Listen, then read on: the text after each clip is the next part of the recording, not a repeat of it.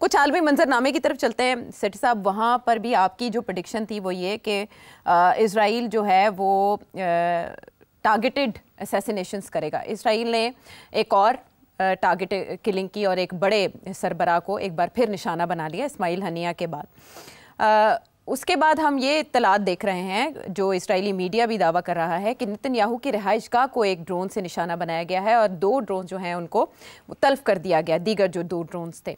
अब मुझे आपसे यहाँ पर ये जानना है कि इससे आप कैसे देखते हैं वो ड्रोन जो लेबनान से फायर किया गया और वो एक इस्राएली वज़ीर-ए-आज़म की रिहाइशगाह को टारगेट करता है, इसमें किस बात का इशारा हो सकता है फॉर इसराइल?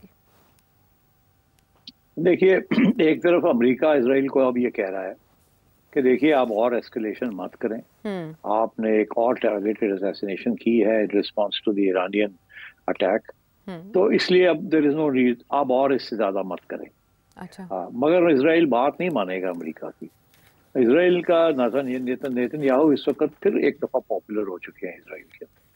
पहले वो आखिरी लेग्स पे थे, अपनी हुकूमत को बचा रहे थे, मगर ये जो सब कुछ किया है और थ्रेटन जंग जारी जो कर दी है, इसके साथ और जो पॉलिसीज नेतन्याहू कर रहा है इस वक्त, उसको जो ऑपोजिशन पार्टीज हैं they are supporting him on this. तो और वो क्योंकि इससे भी ज्यादा राइट विंग पार्टी है, तो मैं समझता हूँ कि नेतन्याहू नहीं रुकेगा, वो और भी करेगा। अभी यहाँ बात रुकेगी नहीं। It we may go for more assassinations or some more targeted attacks.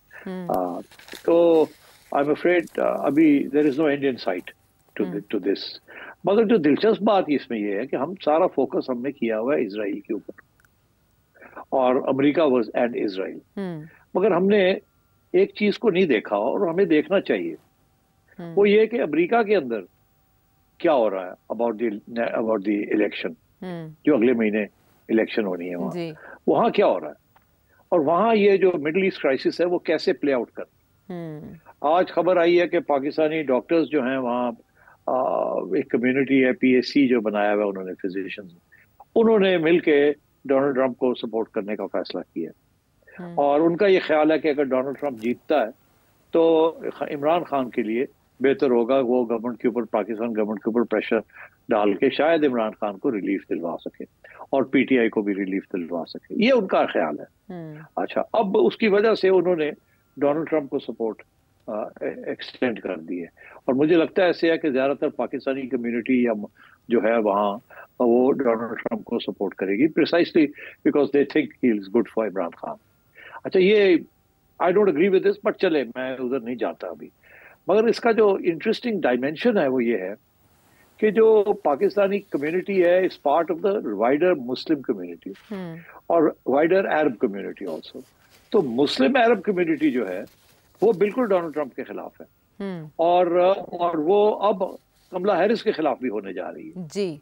और बड़ी इंटरेस्टिंग बात यह है कि कमला हैरिस के ऊपर अब ये तनकीद आ रही है कि डोनाल्ड ट्रंप तो खैर कहते हैं कि आई एम अगेंस्ट वॉर्स, मगर you are part of a neo liberal lobby जो कि बाइडन और उससे पहले हिलरी क्लिंटन वगैरह रिप्रेजेंट करते थे, जिनकी वजह से ये सारे इंटरवेंशंस हुए in foreign countries and global Wars.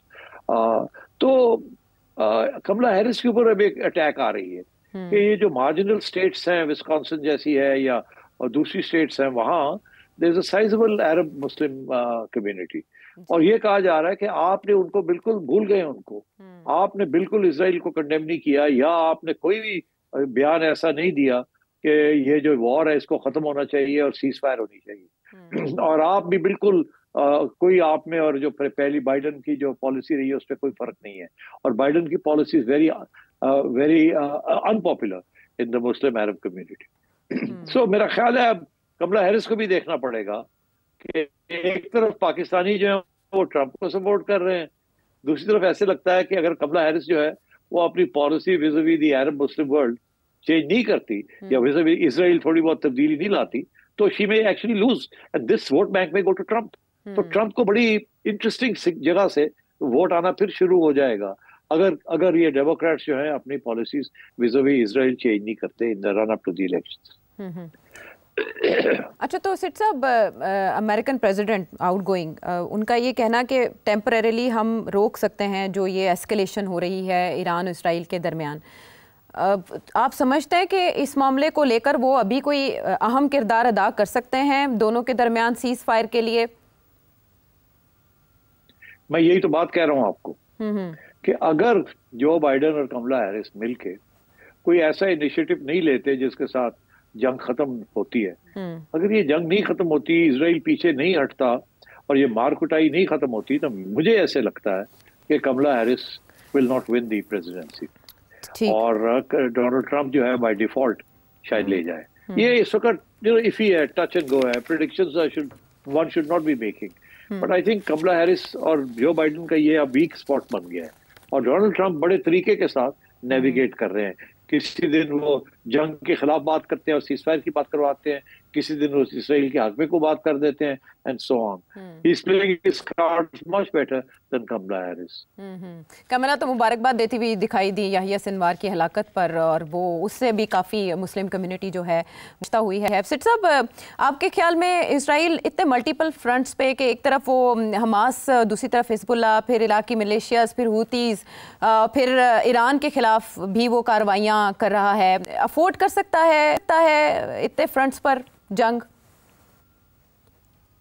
Afford तो नहीं कर सकता, मगर अमेरिका उनको पैसे दे रहा है, हथियार दे रहा है और सपोर्ट दे रहा है, तो इसलिए वो कर सकते हैं। That is why they are doing it in fact. और ये बहुत बड़ा एक क्रिटिसिज्म है कि अगर आप आर्म्स शिपमेंट्स ही बंद कर दें इसराइल की, तो इसराइल के ऊपर बड़ा प्रेशर बन जाएगा for to do a cease fire.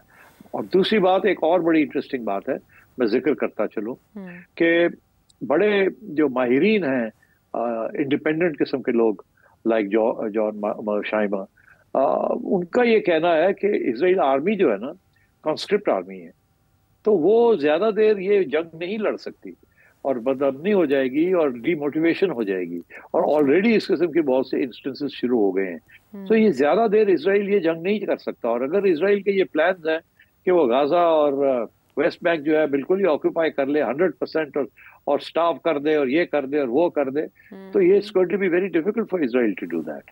शामिल करते हैं मोहम्मद इरफान खारी साहब का कराची से अछूता सवाल। पाकिस्तान के पॉलिटिशियन सारे अच्छे हैं, स्टेटमेंट अच्छा है, और जो रिलीजियस पार्टीज हैं वो अच्छे हैं। ऑलमोस्ट 166 पार्टीज हैं, सारे ही अच्छे हैं, मुहिब्बे वतन हैं, और ब्यूरोक्रेट्स हैं वो भी गुड हैं, वो भी बड़े अच्छे मुहिब्बे वतन हैं। तो इस मुल्क का बेड़ा गर्क किया किसने? सारे अच्छे लोगों ने मिलके बेड़ा गर्क कर दिया। कुछ ज्यादा ही अच्छा कर दिया। आप और हम ही हैं जो अच्छे नहीं है, बिकॉज हम भी तनकीद करते हैं और तो हमें गाली पड़ती है, मगर ये सारे बड़े अच्छे हैं, इन्होंने मिलके बेड़ा गर्क क्या तबाह कर दिया मुल्क को। अच्छा, बस इतना ही आंसर है आपका? इतना, और मैं क्या कहूँ, काफी। मुजाहिद शाह साहब टेक्सास से क्या जानना चाहते हैं? अदालतों में जब कोई ऐसा आईनी सवाल जाता है जिसके अंदर कोई भाम होता है, जिसकी वो तशरीह खुद कलेक्टिवली 5 वकील से इवन फुल बेंच करने की कोशिश करता है, अगर आइन बनाने का इख्तियार पार्लियामेंट का है और अगर उसमें कोई भाम या सुकम है तो उसकी तशरीह करने का भी इख्तियार पार्लियामेंट का होना चाहिए। तो क्या ऐसे मामलात को पार्लियामेंट में वापस नहीं जाना चाहिए? प्लीज रहनुमाई कीजिएगा। जी सेठी साहब, बात यह है कि पार्लियामेंट ही कानून बनाती है और पार्लियामेंट ही कानून को चेंज करती है, और जो पार्लियामेंट आती है वो उस पार्टी जो पावर में होती है उसके हक में वो करती है। मैंने आज तक बहुत कम अमेंडमेंट्स देखे हैं जिसका ताल्लुक आवाम के साथ हो। अब ये जो सारी लड़ाई झगड़ा आज हो रहा है, इसमें आवाम के लिए क्या है, आप मुझे ये बताएं। कौन सा इसमें क्लॉज है जिसको वो अमेंड कर रहे हैं कि इन्फ्लेशन कम होगी, तनख्वाहें बढ़ेंगी, रोटी पानी मिलेगा, ये पासपोर्ट्स टाइम पे मिलेंगे, ये होगा वो। अवाम के लिए तो कुछ भी नहीं है अमेंडमेंट्स। ये तो पावर गेम्स हैं, जो हुक्मरान तबके हैं जो बारी बारी आते हैं और जाते हैं और तबाही करते हैं, वो और अपनी जिस स्पेस अपने लिए क्रिएट करना चाह रहे हैं, and this is what is happening. तो इसमें कोई public is not involved in this. In fact मैं समझता हूँ 99% अमेंडमेंट्स जो हुई हैं since 1973, public is rarely been involved. एक आध दफा शायद हो इस किस्म की बात, मगर जबकि सीटें और तो खवातीन के लिए ज्यादा सीटें बनी and so on and so forth, मगर बाय और प्रोविंशियल ऑटोनॉमी के ऊपर थोड़ा बहुत और पावर्स मिले और national finance commission award, these are public related steps, but by and large public is not involve in these constitutional amendments, और पब्लिक ही है जो कि ये पार्लियामेंट भेजती है लोगों को पार्लियामेंट, ये हाल है, ये parliament is so cut off from the public. तो रियासत के इदारे या मुख्तलिफ सतून किस तरह बाहम मिलकर रियासत का ढांचा तरतीब देते हैं और किस तरह से ये नागुज़ीर होते हैं, ये आपने जाना, और भी बहुत से सवाल जो आपके जहनों में उमड़ते हैं इस सिचुएशन को लेकर या आलमी मंजरनामे से मुतालिक, तो सेठी साहब से पूछिए अगले